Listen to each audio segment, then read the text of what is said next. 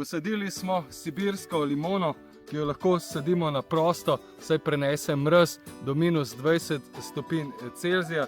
Najprej smo skopali sadilno jamo, ločili živico od mrtvice, na dno dodali travo, jo zdrobili. Kar se tiče same sibirske limone, jaz bom odrezal te spodnje veje, da bom lažje kosil. Vidimo pa, da se rastlina razrašča v obliki grma. Lepa je v strukturi, lahko jo uporabljamo za žive meje. Jaz bom sadil kot posamezno rastlino, lahko pa sadimo kam v kot, tudi po 2-3 rastline skupaj, da dobimo skupinski efekt. Listi so zeleni in se pojavijo v spomladanskem času. V zimskem času je rastlina gola, strmi.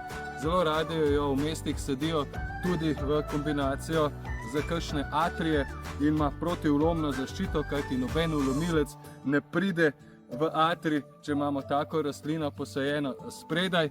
Naj povem, da ta rastlina vsebuje mnogo več vitamina C kot navadna limona. Pri nas jo bomo uporabljali za čaje. Plod je majhen, približno 3 cm velik. Kot sem že rekel, rastlina dobro prezimi pri nas, s tem nima težav. Zelo lepa je v listih, strukturi, zanimiva tudi v plodovih.